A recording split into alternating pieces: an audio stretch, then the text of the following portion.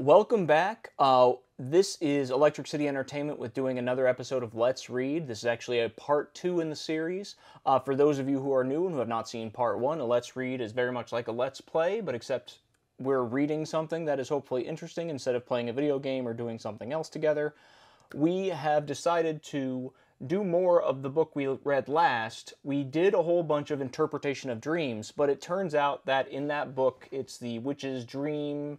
What is it called? The Witch's Dream Book and Fortune Teller. We did the dream part of the dream book. We did not do the fortune telling part of the book. And I figured there's so much in fortune telling, it would be an error of us to not actually go over that whole half of the book. So hopefully today we'll learn a little bit about fortune telling. The section we're going to start on is charms to be used on particular eves of feasts and festivals to procure dreams, because of course we're going to do some dreams again, tokens and other insights into futurity. Which is, yes, that is not how I think we would say that word nowadays. I think it is looking into the future or futurology or predictions, maybe even just predictions. But that's what they said, futurity. I'll have to look that up later. I would dock people points. If some student gave me futurity, I'd be like, what have you been smoking this weekend? That is not the word we'd look for. But the first charm is, or festival, is Magic Rose. We haven't read this, so who knows what we're getting into. Hopefully it's interesting. If it's not, I apologize. But the Magic Rose. Gather your rose on the 27th of June. Let it be full blown and as bright a red as you can get. Pluck it between the hours of 3 and 4 in the morning. Oh, that's annoying. Taking care to have no witness of the transaction. Convey it to your chamber and hold it over a chafing dish or any convenient utensil for the purpose, in which there is charcoal and sulfur of brimstone. Everybody has sulfur of brimstone. Hold your rose over the smoke for about 5 minutes, and you will see it have a wonderful effect on the flower. Before your rose gets the least cool, clap it in a sheet of writing paper on which is written your own name and that of the man you love best. So apparently this is a love potion, I guess. Also the date of the morning star that has the ascendancy at that time. Who knows how you'll figure that out. Fold it up and seal it neatly with 3 separate seals. Then run and bury the parcel at the foot of the tree from which you gathered the flower. This is complicated. You have to run for it too. Quickly. Yeah. Time is of the essence in this charm. Apparently. Yeah. Here, let it remain untouched until the 6th of July. I forgot that we had the 27th of June. You guys are going to have to wait a whole year to do this, because this is already past. Take it up at midnight, go to bed, and place it under your pillow. Okay, and you will have a singular and eventful dream before morning, or at least before your usual time of rising. You may keep the rose under your head 3 nights without spoiling the charm. When you have done with the rose and paper, be sure to burn them. The burning back again. So all that work, and you get 3 nice dreams. That's nice. Yeah, that seems like a lot of work for a not very powerful spell. Yeah. I usually have 3 nice dreams every night anyway, so. I just go straight to the 3 nice dreams. I get rid of all the rigmarole, and, I have something nice to eat, go to bed, and have 3 nice dreams. Cupid's nosegay, which I think nosegay just means something that smells nice, back in olden times. I might be completely wrong. I've never heard of that. Maybe the nose is doing something else, I'm not sure. But on the first night of the new moon in July, again, July is very important, and we're missing I don't know when the new moon is, we might not have missed it. And take a red rose, a white rose, a yellow flower, a blue one, a sprig of rue and rosemary. I don't know what a sprig of rue is. And 9 blades of long grass. I saw 9 blades, and I was like, this is going to get intense. Bind all together with a lock of your own hair. Kill a white pigeon. Sprinkle the nosegay with the blood from the heart and some common salt. This is intense. I don't know what this is going to do.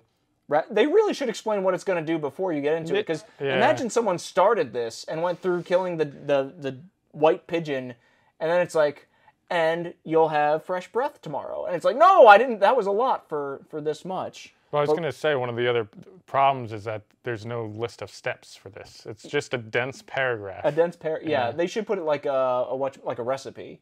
Things you'll need for this. One pigeon that you've just killed. Then you go, I've got all these things with me. In a chronological, logical order would actually help a lot. Yeah. But this is the 1800s as a reminder. Yes. That's what this is from, so They didn't have lists back then. I guess not. No, it was before that. Before the invention of lists. Yeah. Wrap the flowers in a white handkerchief and lay it under your head, on the pillow, when you go to rest, and before morning, you will see your fate as clear as if you had your nativity cast by the best astrologer in the world. Ooh. I don't think that's saying as much as they think that's saying. It's not like, anymore, yeah, not this is days. just as good as the best astrologer. Like, great for those who are skeptical of astrologers. Not only in respect to love, lovers, or marriage, but in the other most important affairs of your life. Storms in this dream foretell great trouble, and graves or churchyards are fatal tokens, and so is climbing steep and dangerous places. Okay, that one's actually, I mean, the big question is it worth killing the dove to learn your future? I would say it depends on how specific and how much I hate the dove. Yeah. If it's a jerk dove, I'd be like, okay, yeah, that's worth it. But if the dove's like nice and my friend, I wouldn't kill it specifically to know my future. What about you? Would you kill a dove to know your future? Nah. No, that seems like a lot. Yeah. Unless the dove had it coming to them, or it was like of old age. Okay, I could see that. Yeah, it's like, I'm just putting you out of your misery, dove. I might as well also learn my future if this is going to happen, as I grab a big stone. Yeah. I wouldn't do that, people at home. Kind of against killing animals in general, but you know. My general opinion is against killing animals. I will say that for the record. That generally, 99 out of 100 times, probably even more, I'm against killing animals. Unless it's Old Yeller. Oh. Well, it's hard, but I mean... That's a hard one. Yeah, we won't get into that. That will be a long discussion of... And that's not what we're here for. We're not for long philosophical discussions. We're about stupid potions that involve killing doves. Love's cordial. To be tried the third night of a new moon. Take brandy, rum, gin, wine, and the oil of amber, of each a teaspoon of cream, and 3 of spring water, and drink it as you get into bed. Repeat. As you get into bed. That's tough to do. I mean, you gotta slide in there as you're sipping on As you're doing it, you gotta do it exactly at the same time, or else it will not work. Sometimes I do it 2 or 3 times to make sure I've done it right. I sleep very well. Practice makes perfect. Yes, this is basically like a poor man's Long Island iced tea, and then getting into bed. It's got a lot of. Yeah, how are you going to be able to be coordinated enough to do that after you're sipping that? You'll fall right out of bed, and it's like this is the cordial to break your nose. You drink all these while hopping on one foot, and then you'll break it. This mixture of love I take for my potion, that I of my destiny may have a notion. Cupid befriend me, new moon be kind, and show unto me the fate that's designed. You will dream of drink, and according to the quality or manner of it being presented, you may tell the condition to which you will rise or fall by marriage. Water is poverty, and if you dream of a drunken man, it is ominous that you will have a drunken mate. If you dream of drinking too much, you will fall at a future period into that sad error yourself, without great care. And what is a worse sight than an inebriated female? It's assuming I'm female. Apparently men do not do this, but apparently I don't want to be an inebriated female, because what is a worse sight than that? Probably a dead pigeon, but she cannot guard her own honor, ruins her own and family's substance, and often clothes herself with rags. Trouble is often used as an excuse for this vicious habit, but it gives more trouble than it takes away. Notice they didn't say anything you could dream of that was good. It's like, it's only bad things. It's not like if you dream of milk, you'll get rich. I think a lot of things in this book are kind of like that. It's either entirely one way or entirely the other. Yeah. The 9 keys. By the way, I do have a question. Yes, sir. Is this written by a woman? I forget who the author is. I hate to be sexist, but this is the 1800s. I don't believe it's written by a woman. Good point. I can look it up. It's listed. When we put it up, it is listed, the authors.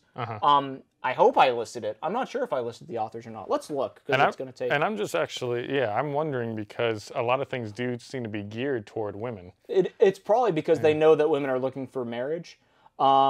This is... The copyright is Henry J. Wyman, but I believe that's a group. I don't believe that is a single person. Maybe it's not even listed. Yeah, I'm not sure. Oh, that's interesting. Author A.H. No, which could be anybody. Let's Google this. We're getting distracted, but I want to know since we brought it up. Yeah. Books by A.H. No, The Witch's Dream Book. Who is this person? I don't know who this person is. We don't have a picture because it's the 1800s. Oh, yeah. I'm looking for images of this person. Hey, I got some random person's Instagram, so I don't think that's them. It is someone who looks like they are of Asian descent with hearts doing this, which I doubt is the writer of the witch's dream book. Yeah, wow. But we at least have a name. I don't want to go any further down that rabbit hole because that could take a long time to figure out who that person is. The next one is the 9 keys. Get 9 small keys. Once again, I hate that I don't know what this spell is about till the very end. 9 keys. They must all be your own by begging or purchase. Borrowing will not do, nor must you tell what you want them for. So if you see a random friend asking you for a bunch of keys that they can have, not borrow, they're up to something. Be suspicious. Yeah. Very suspicious. Plait a 3-plaited band of your own hair and tie them together, fastening the ends with 9 knots. Fasten them with one of your garters. This is again for a woman, because I don't believe men wore garters, to your left wrist on going to bed. And bind the other garter around your head. Then say, St. Peter, take it not amiss. To try your favor, I've done this. You are the ruler of the keys. Favor me then, if you please. Let me then your influence prove, and see my dear and wedded love. That one, the rhyme is, you gotta stretch that rhyme a little bit. Yeah, sometimes you have to. Prov and love. They rhyme. This must be done on the eve of St. Peter's, and is an old charm used by the maidens of Rome in ancient times, who put great faith in it. So I guess it's to see your love. Oh, okay. A lot of these are about seeing our loves. You know, even just the topic of witches, just in general, makes me think it may be more of a female thing. Does that make sense? For women? Or yeah, women? just in general. I wouldn't be surprised. I think yeah. it's a lot of going to be for women, or maybe an interest to them more than others. The other thing I was and thinking sailors, of is... apparently. Oh, yeah. And the name, it's like A-H, Snow or something, right? No, N-O-E, yeah. Okay. So maybe they were doing the kind of J.K. Rowling thing. It could be. Like I hear they're the original J.K. Rowling. Yeah, was A-H, no. Yeah. Maybe. No. We're assuming a lot now. This is a big rabbit hole. Yeah. This is gonna turn into an hour of us trying to figure out who wrote this book from the 1800s to see are they male or female. The twist is they were trans, but we're not gonna say how. Yeah, I don't think there's any way we'd ever be able to figure that one out. I don't think they figured that one out. Yeah, probably not. But that'll be the part 3 of the rabbit hole. This is gonna go deep, very deep. Yeah. It turns out they weren't real at all. It was just a pen name for like 16 different people. The witch's chain. Let 3 young women join in making a long chain. About a yard will do. How do women make a chain? Of themselves, I'm assuming. Of Christmas juniper. I should read, because it'll tell me what they're making a chain of. Of Christmas juniper, of mistletoe berries, and at the end of every link, put an oak acorn.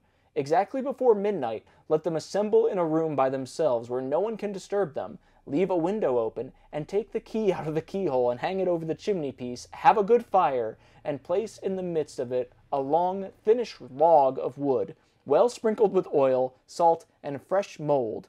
Then wrap the chain around it, each maiden having an equal share in the business. Then sit down, and on her left knee to each maiden have a prayer book, opened at the matrimonial service. I think this is going to be about getting married again. Mm-hmm. Just as the last acorn is burned, the future husband will cross the room. And it's always a husband. I know. Always. Why can't it be a female? This is this is the least woke book we've ever done on this channel. Each one will see her. This reminds me, we're also doing at the same time an audio book of How to Get Married, and that one is from 1946. That's right. We have witches and How to Get Married going on. And How to Get Married. Yeah. This is a whole lot of sexism going on, but we swear it's of the time. Yeah. And just a coincidence. Those that are... The future husband will cross into the room. Each one will see her own proper spouse, but he will be invisible to the rest of the wakeful virgins. Oh. Yeah, I didn't know they had to be virgins, but they do, They do. Apparently. That was not listed in the ingredients. Those that are not to wed will see a coffin or some misshapen form cross the room. Go to bed instantly, and you will all have remarkable dreams. This must be done either on a Wednesday or a Friday night, but no other.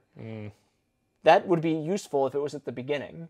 Imagine if you got all that way, you put all those things together, and then you're like, oh shoot, it's Thursday, and then you gotta do the whole thing again, and they were just like, we made 3 feet of sprigs tied together. Yeah. I'd be upset. Love letters. All of these have been love so far. Yeah, wow. On receiving a love letter that has any particular declaration in it, lay it wide open, then fold it 9 folds, pin it next to your heart, and thus wear it till bedtime. You won't look crazy at all. Then place it in your left-hand glove, lay it under your head. If you dream of gold, diamonds, or any costly gems, your lover is true, and means what he says. If of white linen, you will lose him by death. Oh. That's intense. That's very intense. But I guess people died a lot easier too then. And if of flowers, he will prove false. If you dream of his saluting you, he is at present false, and means not what he professes, but only to draw you into a snare, like a rabbit. Okay. Interesting. Strange bed. Yeah. On going to rest, take a glass of water, fill it with salt, and drink it all. Oh God!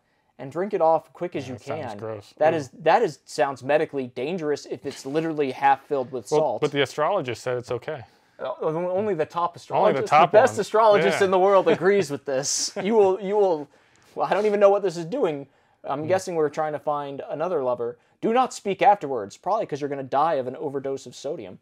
But compose yourself to sleep, and thirst will cause you to dream. Yeah, which joined to a strange bed will have a true effect. Okay, so the dreams will be bed. True, I guess. What does strange bed mean? Someone else's bed or a different bed? I'm not sure. Yeah, that's kind of weird. It's not very descriptive. Yeah, that one is. It lacks a lot, I would say. The magic ring. This sounds like a trick. Like, oh, we're gonna do the magic ring tonight. Or a fantasy novel. Or a fantasy novel. It might be the next one in the Dark and Light series. Oh, yeah. It's the magic ring. You go. And this is where you got the inspiration. You can tell all your fans. I got the inspiration from an 1885 book on how to get married. But not the 1946 book on how to get married. Yeah. Borrow a wedding ring, which everyone will be happy with. If you just be like, hey, can I borrow that wedding ring? Why? It's for a spell. Sure, here's my wedding ring. Concealing the... Oh, nope, so you can't tell them. Concealing the purpose for which you to borrow it. Once again, give me your wedding ring. Why? I can't tell you. That's the first thing I'm going to do is give this child or this person my wedding ring. But no widow's or pretend marriage ring will do. It spoils the charm. I did not know there's a widow's ring or a pretend one. Wear it for 3 hours at least before you retire to rest, and then suspend it by a hair off your head over your pillow. Write within a circle resembling a ring the sentence from the matrimonial service beginning with this ring I thee wed. This isn't good for someone who used to have a speech impediment with ours. And around the circle write your own name at full length, and the figures that stand for your age. Place it under your pillow, and your dream will fully explain whom you are to marry. Guess what? It's another marriage one.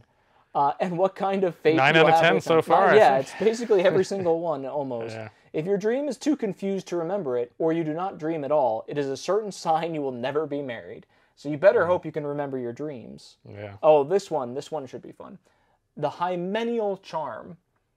Hymeneal charm. What is hymeneal? I will tell you when you're older, Chris. Okay. The night before your nuptials, that should give you an idea. Write your name on a piece of paper as small as possible, with the name of your spouse-elect, the date of the wedding day, the month and the year. Enclose all in a circle of blood drawn from one of your fingers.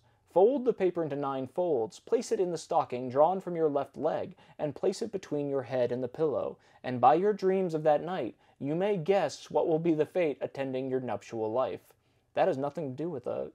Well, I guess maybe that's a different way of using that term, maybe? Yeah. For a girl to ascertain if she... Okay, we're skipping these.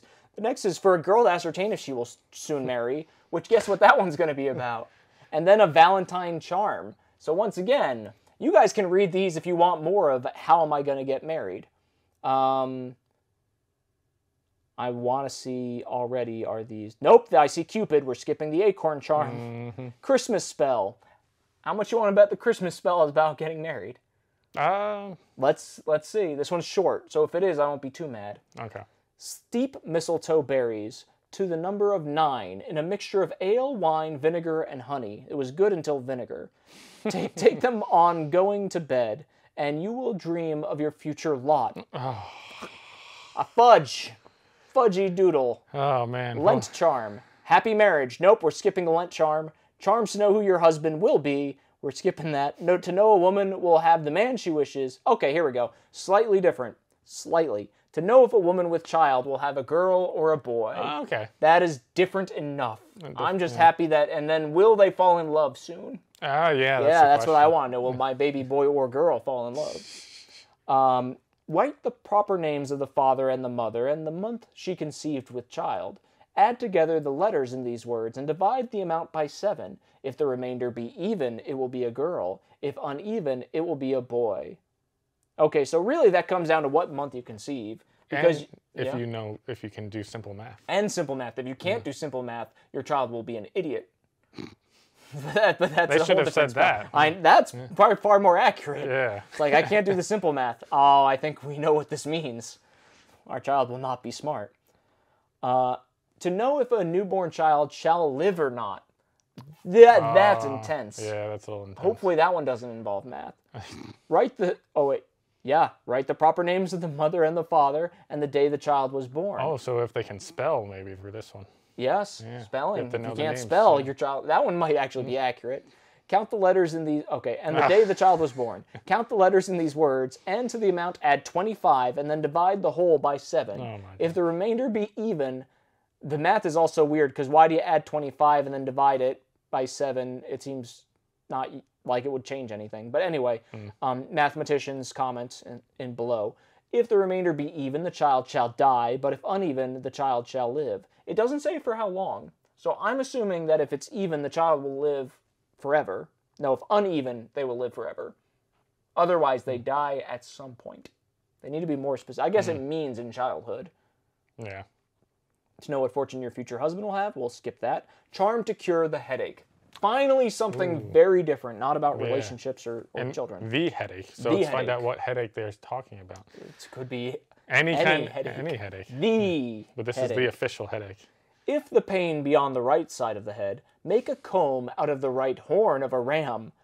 Yes. That already seems more work than to deal with a headache. One, I've got to get a horn of a ram. That'll give you a headache. That will give you a headache, and you already have a headache, so it's a pain. Yeah. And if the head be combed with it, it will take away the pain. But if the pain be on the left side of the head, then make a comb out of the left horn of the ram. This makes sense. And if the head be combed therewith, it will stop the pain. Well, by the time you do that, the headache will have Gone, subsided. Yeah. I just keep ram's horns with me medically at all times. Oh, do you? I just come in. I've got, what side is it on? Let me get the proper horn. Charm to make a tree bear fruit. I was gonna switch that and say a bear tree fruit, which is a very different thing. The seeds of roses with mustard seed and the foot of a weasel tied together in something and hung in something. Not specific on that. You just something tied together and hung among the boughs or branches of a tree which bears but little fruit will remedy the defect and render the tree amazingly fruitful. It's something in the weasel feet. It does it. I guess so. Charm to hinder from the bite of a mad dog. This is not medical advice, by the way. If you see a mad dog, we are not liable for this charm or any other charms, because these are finally charms to actually possibly help you not get hurt by things. The tooth of a mad dog, which has bitten any human being, tied in, that's going to be hard to get first off. You already need the tooth of a mad dog, which is ironic because that's how you're going to get bitten by a mad dog, is trying to get the tooth of a mad dog.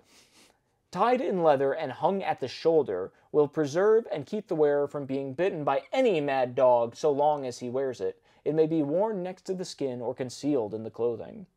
These are useful. I could use these. Oh, yeah. So, charm against peril by fire or water. Repeat reverently and with sincere faith the following words, and you will be protected in the hour of danger. When thou passest through the waters, I will be with thee, and through the rivers they shall not overflow thee. And when thou walkest through the fire, thou shalt not be burnt, neither shall the flame kindle upon thee. I was hoping it would rhyme, and it did not. Oh, yeah. Yeah. It's nice when it rhymes. It is nice. It's easier to remember. Charm against furious beasts. If they're just perturbed, it's not enough. They must be furious. Repeat reverently and with sincere faith the following words, and you will be protected in the hour of danger.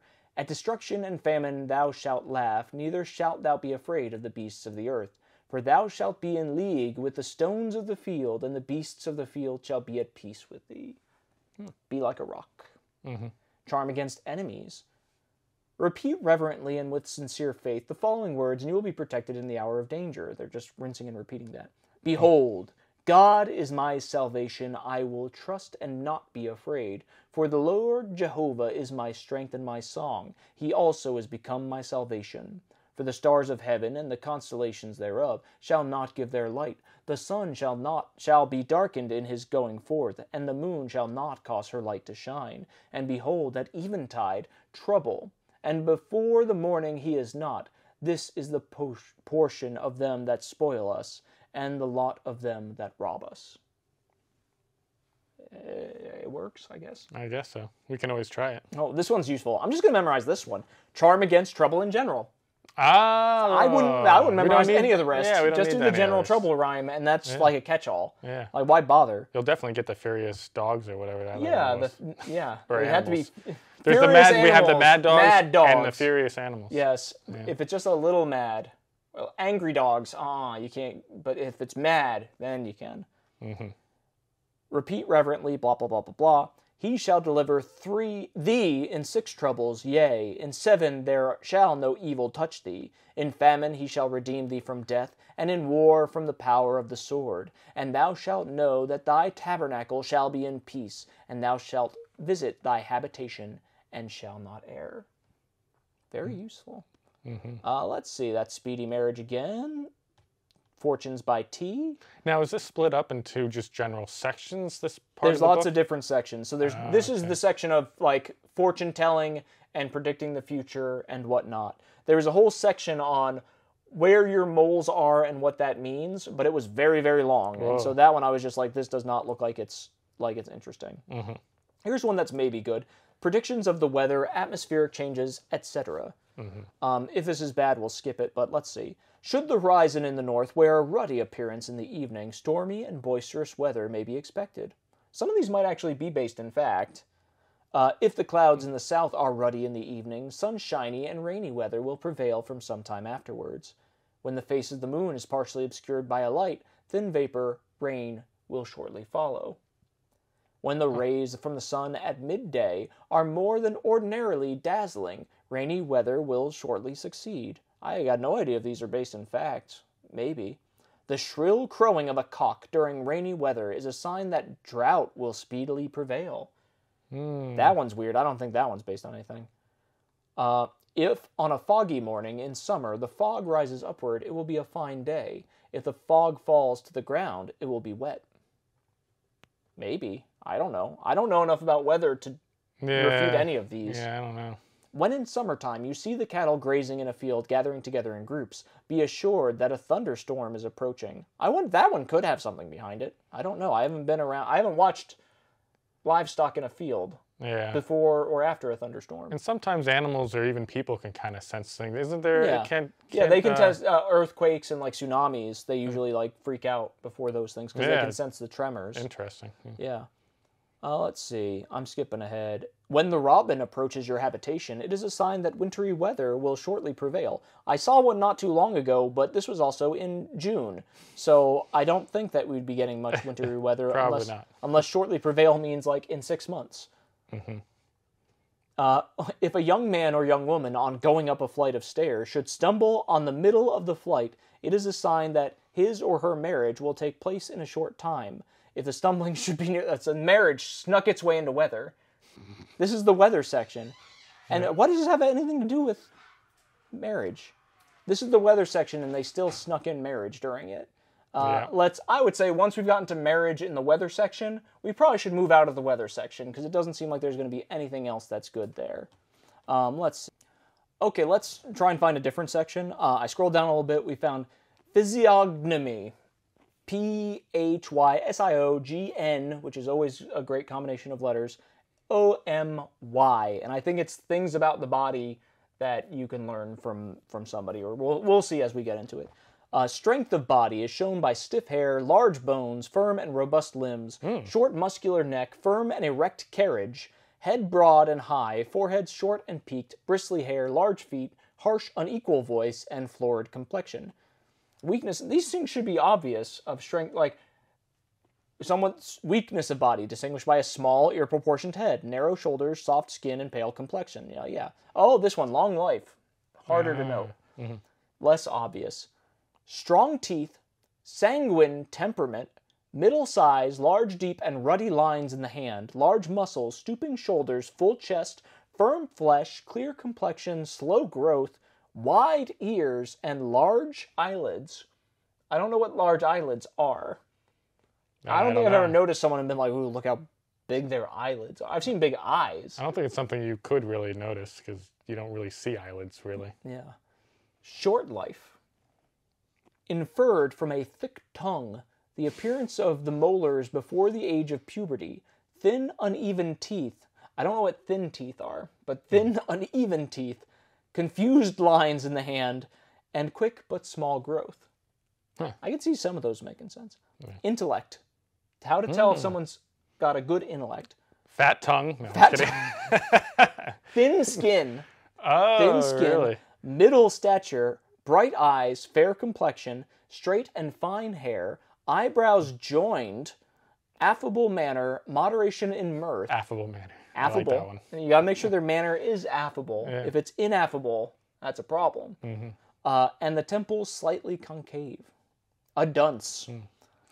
Maybe known by a swollen neck, which that actually makes sense because they might have a goiter or they might have a thyroid issue. So that one is actually legitimate. Mm-hmm. Plump arms, sides, and loins. A round head, fleshy forehead, pale eyes, dull, heavy look, small joints, snuffling nostrils, proneness to laughter, so don't laugh, little hands, ill-proportioned head, either too large or too small, blubber lips, short fingers, and thick legs. Sounds like they're just describing someone who just eats too much. That's possible. Like they're just big. Yeah. I'm going to go to amorousness. I'm skipping around. Amorousness shows a fair, slender face, hair exuberant on head, as opposed to the other hair. Mm-hmm. Face and limbs. Oh, never mind. It is all hair. Moist, shining eyes, wide nostrils, and prominent lips. Envy appears as a wrinkled forehead, frowning, dejected look. That just looks sad, and like they just look envious. Yeah. Pale countenance and dry, rough skin. Sobriety is accompanied by equal respiration, regular features, easy carriage, and sedate manners, which is weird because a drunk person would also have sedate manners if they drank a lot. That's unless true. they were boisterous. They get to a certain They'd amount. be sedated, literally. Yeah. So, let's see. Hearing is most acute in those whose ears are well furnished with cartilage, well channeled, and hairy. So hairy ears make you hear better. Let's see. Delicacy of touch is remarked in those who have sensitive nerves, that's all you need to just say because that's just the definition. Soft skin, moderately warm and dry. We're going to skip pleasures of dreaming because I think we've done enough dreaming. The way to get rich. There's a rhyme here, so I'll say the rhyme. Why not? I won't read the rest.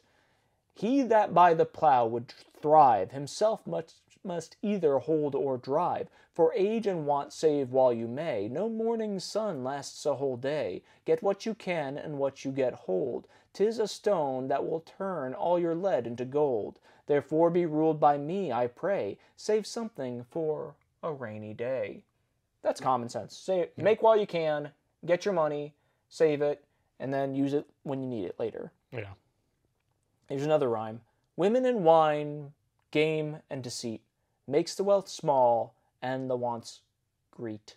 They don't like women. They don't like women. Women and wine. And wine are two bad things. Don't play games with women while drinking wine, which is something I have done. And never give a woman wine, because you're really just asking for it.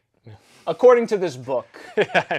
According to the 1800s. We're going to keep ourselves out of any controversy. We don't necessarily agree with anything in this book. We are merely reading it for entertainment purposes. Mm-hmm. We're going to skip past the Leaves of Destiny, which is just a whole bunch of numbers and things. Women's collection of songs. I think that's them trying to sell a book. Let's see, is there anything else that we skipped? That's divination, the silent language. Let's see, how to read your fortune by the white of an egg.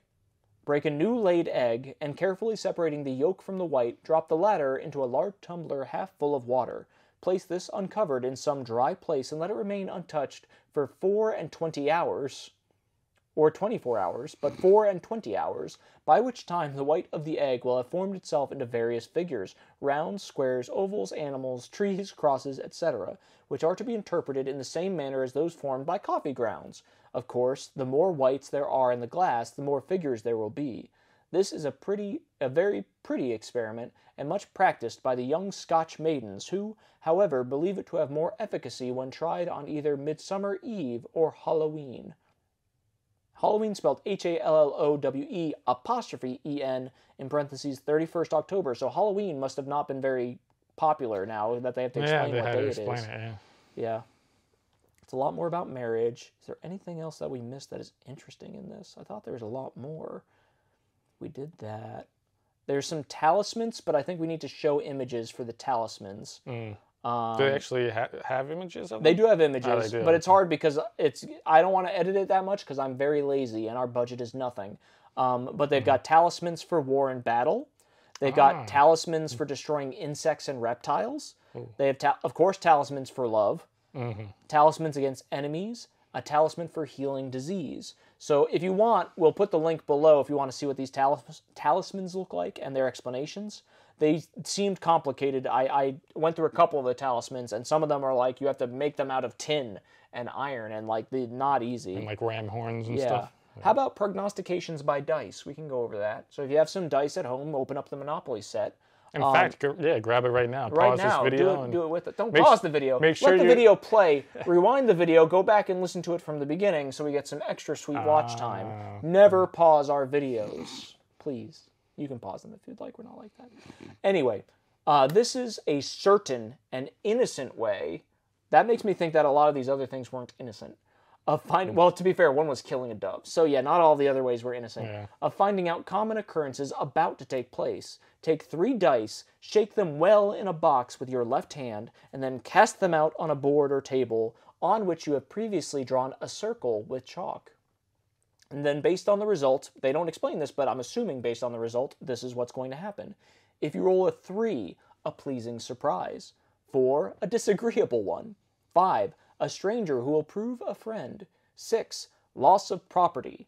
7, undeserved scandal. 8, merited reproach. 9, a wedding. 10, a christening. 11, a death that concerns you, as opposed, well, I guess there are deaths that probably won't concern you. There's some that I'm very happy about. Yes. No, I'm just kidding. 12, it doesn't say whether it's a good or bad death. It just concerns you. So, I am concerned about that. But in a good way or a bad way, we're not sure. 12, a letter speedily. 13, tears and sighs. 14, beware that you are not drawn into some trouble or plot by a secret enemy. 15, immediate prosperity and happiness. 16, a pleasant journey. 17, you will either be on the water or have dealings with those belonging to it to your advantage. That sounds like it's a Monopoly card. Like, you will be dealing with water people to an advantage, gain $30. If that was a card. 18, a great profit, rise in life, or some most desirable good will happen almost immediately. Whoa. I'm just rolling these dice because I think it's worth it. I will roll till I get an 18. Yes. The dice are always fulfilled within 9 days. To show the same number twice at one trial portends news from abroad, be the number what it may. If the dice roll over the circle, the number thrown goes for nothing, but the occurrence shows sharp words. If they fall to the floor, it is blows. I don't know what that means at all. It is blows. I guess it means it blows. It does, yeah, that's what it means. It blows. We got rid of the is. Just say that again. If they fall to the floor, it blows. Not it is blows. In throwing out the dice, if one remains on top of the other, it is a present of which I would have them take care. I don't know what that means. I don't know either. That one's weird. There's being able to do divination by cards, but that's very long, and there's a lot of different meanings. I'm not going to go into all that. That's way too much. Moles. I don't know if we'll go over the different areas moles can be in. Let's see. What does that actually mean? They mean just moles on the face? Moles on the body. So like a mole on the left of either of these 3 places announces unexpected disappointment in your most sanguine wishes. A mole on the outside corner of either eye denotes the person to be of a sober, steady, and sedate disposition, but will be liable to a violent death. Ooh. That one's... Maybe we might read some of these. We need more with violent deaths and not as many with finding your love. Right, yeah. That's what gets views. A mole on the nose shows that the person will have good success in most of his or her undertakings. A mole on the chin foreshows that person will be attended with prosperity and be highly esteemed. A mole on the side of the neck shows that the person will narrowly escape suffocation, but will afterward rise to great consideration by an unexpected legacy or inheritance. That one's very specific. Yeah. And of course, everyone who has ever had a mole on their neck has had this happen.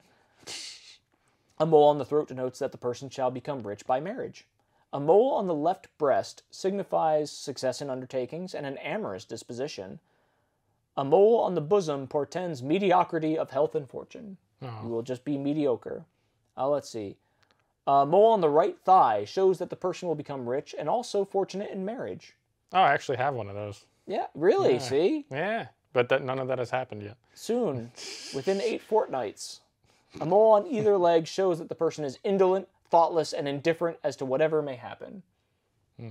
Some of these are really close, where it's like on the leg versus on the hip versus like... There's a very small difference. Neck, throat. It's like what's the difference between neck and throat? I mean, I guess it must be like directly on the throat. A mole on either foot forebodes sudden illness or unexpected misfortune. Nah, I just have fungi on my feet. Ooh, that's also sudden illness is you're going to get athlete's foot. A mole against the heart denotes wickedness. If a woman have a mole on her right knee, this is in the same sentence or in the same section. It's like a heart and then we're on the knee. How are these connected? If a woman have a mole on her right knee, she will be honest and virtuous. If on the left, she will have many children. Completely unrelated. Yeah. Unless not being virtuous means you're going to have a lot of children. I guess maybe they are connected, depending on how we interpret that. A woman have a mole on her lower jaw. It signifies she will pass her life in sorrow and pain of body. That's intense. Let's see.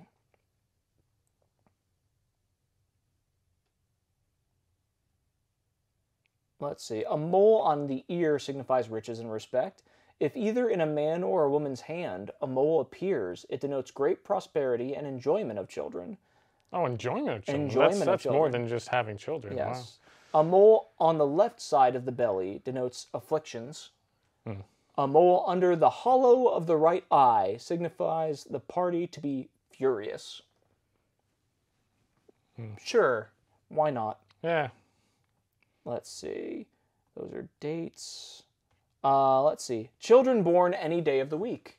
That might be a good one. Sunday. The child shall be long of life and obtain riches. Whoa. Monday. Weak and of an effeminate temper, which seldom brings a man to honor. Worse. Jeez. Tuesday. Worse. Though he may, with extraordinary vigilance, conquer the inordinate desires to which he will be subject, still he will be in danger of dying by violence if he has not great procreation. So have a lot of kids or you will have a violent death if you're born on a Tuesday. Wednesday, he shall be given to the study of learning and shall profit thereby. I wish I knew what day I was born on so I could actually figure it out myself. Yeah, I actually don't know what day We might have to go backwards and be like, Mom, I must have been born on a Wednesday because I am not dying a violent death versus having many children. Yeah. Thursday, he shall arrive at great honor and dignity. Not bad. Friday, he shall be of a strong constitution, yet perhaps remarkably lecherous. Saturday is another bad day, but notwithstanding, the child may come to good, though it be seldom, but most children born on this day are of a heavy, dull, and very dogged disposition. Ooh. Yeah, that's not good. So, Sunday good, Saturday bad, Monday, Tuesday bad, other days good. Let's see, celestial, the nails of the finger. Okay, that's okay. We'll skip that. All about fingers. Oh, this is palm reading. That's why it's about fingers. I'm going backwards through this, so that makes it a little bit confusing. We have the thoraline, the cephalia. This is too much about, what was the name they used? Chiromancy or palmistry is apparently the name. Yeah. That's a lot of studying. We don't need to study that much. It's going to be too much studying to find out what that's going to be. Yeah. We did physiognomy. I have to say, there's a lot of material in this book. There's a ton of material. I would say pretty dense. For those of you who have the time and the patience, which I don't have, read some of this book. There's a lot more interesting things that we didn't get over. There's a lot of good pictures and images that we obviously can't see. I would say let's call it here because I went through quickly. I can't see too much that will be easy to talk about on camera. But if you guys like this one, you want to see more that's similar to this, let us know. If there's a different idea or book that you'd like us to read, especially if it's in the public domain, or if you want us to do an audiobook, let us know. Thank you so much for watching till the end. We really appreciate it. I don't think we introduced ourselves at the beginning, but this is a part 2, so hopefully they watched a part 1. I am Frank. This is Chris Von Hall, doing another Let's Read with Electric City Entertainment. I think that'll be it for this episode. Hopefully we'll see you for the next one. Yep.